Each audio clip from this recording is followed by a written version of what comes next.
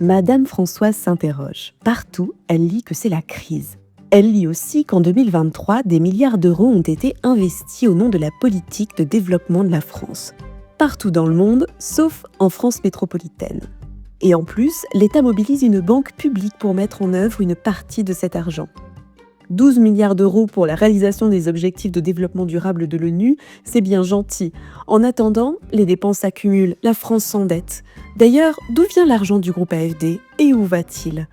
Que Françoise se rassure, l'essentiel de l'argent ne vient pas de sa poche. 85% des ressources de l'AFD sont des emprunts. Ils émanent d'investisseurs privés, de capitaux, de fonds de pension internationaux ou de banques centrales. C'est grâce à la solidité financière de la France que l'AFD est en mesure d'aller chercher cet argent. Les 15% restants sont des subventions provenant d'institutions publiques comme l'État français ou l'Union européenne.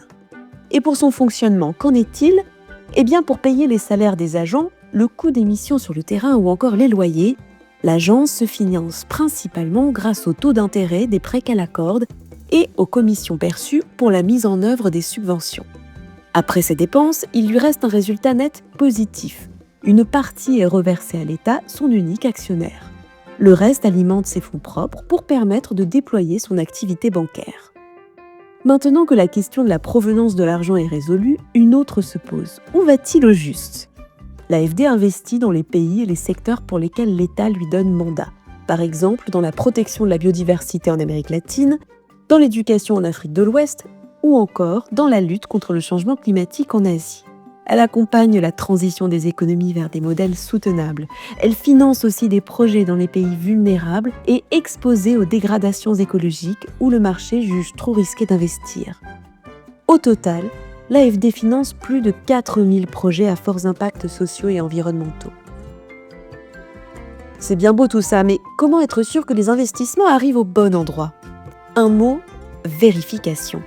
C'est une des obligations de l'AFD qui a un devoir de redevabilité et de transparence sur ses pratiques et ses résultats. L'agence dispose de plusieurs outils pour prévenir, détecter et lutter contre tout acte préjudiciable à ses opérations. Détournement, corruption, fraude, blanchiment.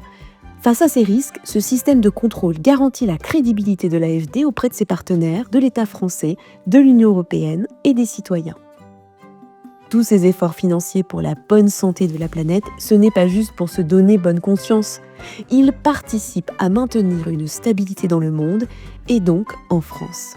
Alors, quand le groupe AFD s'engage, c'est pour permettre à 70 millions de personnes d'être mieux soignées, à 12,6 millions d'autres de bénéficier d'une eau potable en toute sécurité, ou encore de restaurer et conserver 33 millions d'hectares de biodiversité terrestre chaque année.